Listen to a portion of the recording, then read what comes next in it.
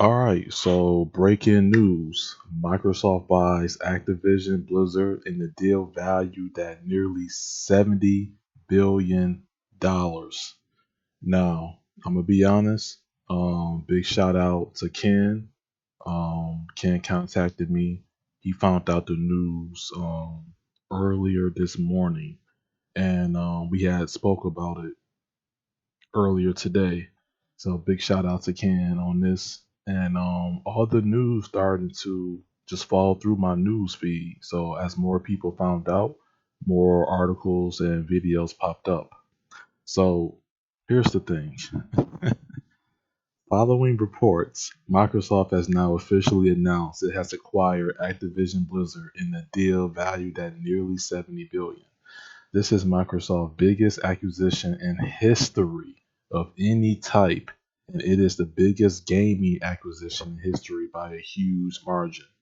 See, what Microsoft is communicating is that they're not just talking about it, they're leading by actions. See, actions speak louder than words. This is why in 2022, this year, this is the move, this is the year of power moves. And as time goes on, we're going to start seeing more of this. Microsoft is saying they're leading. Let's get to this.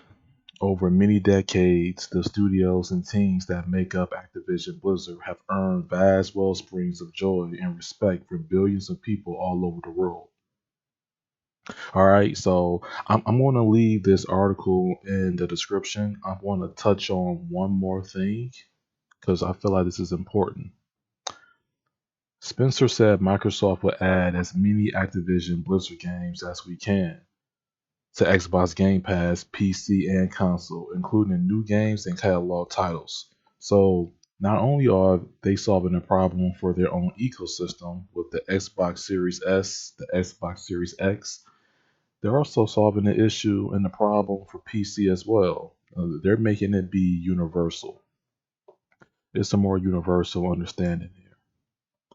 Okay, so I'm going to take a trip down memory lane. So I'm going to scroll down and I'm going to scroll up. Okay, so everybody remember this. This was quite a few years ago. This is in 2015. Remember when Sony won the Call of Duty DLC exclusivity away from Microsoft? Now, this is a quote by Jalen Rose.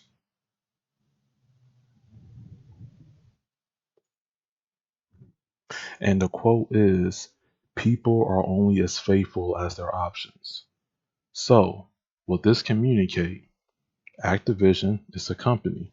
That company has a set amount of employees. What Microsoft is communicating is that, hey, listen, we're going to invest in your company.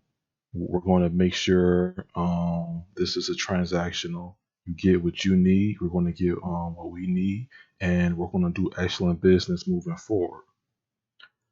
So why did I bring up the Sony situation that happened quite a while back?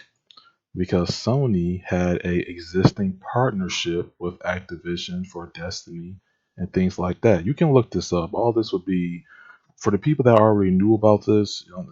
This is resurfacing because I'm trying to get you guys to understand something. Here's another article. I'm going to have this in the description as well. The top selling third party console games. And I want to get to my point here. The top 10 third party games across Nintendo, PlayStation, Xbox. Okay, we see Grand Theft Auto at number one. But check this out. What do we see as a pattern? Call of Duty, Call of Duty, Call of Duty, Call of Duty, Call of Duty, Call of Duty, Call of Duty. Are you starting to get a sense of what I'm saying? Third party is the life and soul of a gaming platform. Yes, exclusives do matter and they bring a certain amount of value to the system, but the longevity of the investment is in the third party, and Microsoft understands that. Even if we go down here, the top 10 third party games across all PlayStation platforms, Call of Duty is in the numbers, guys. So, why is this a power move? And how is this going to affect Sony? The reason being is this: if these titles are going to be available, new titles, old titles, if these titles are going to be available day one on Game Pass, or if they're going to be cheaper in terms of purchase when it comes to actually getting the digital download, versus you're going to have to invest more in the Sony platform because Microsoft bought Activision and Blizzard for 70 billion, not Sony. The reason why this is important is because they have the leverage. Call of Duty is one of the highest selling third party games in gaming history. And by Microsoft making this move, they pretty much captured one of the biggest games in gaming history. And they can control where it's distributed and who has access to it.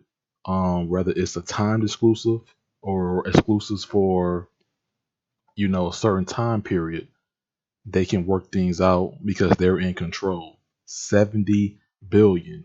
You don't think they spending that much money for no reason?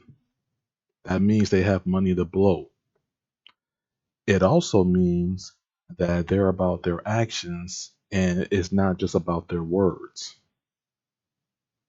So I think this is a excellent thing. 2022 is it's about making the power moves, and Microsoft is clearly not playing around, and they communicated that once again with their actions, not their words.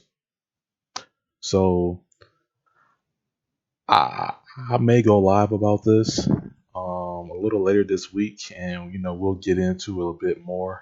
But guys, be on the lookout. This is huge in gaming. If you are a gamer, if you love the Microsoft products, you love gaming in general, this is the biggest news of the year so far. And to be honest, I think it's only going to get better from here on out. So, big shout out to Ken. Thank you for letting me know about the information. And I'll catch you guys later. Peace out.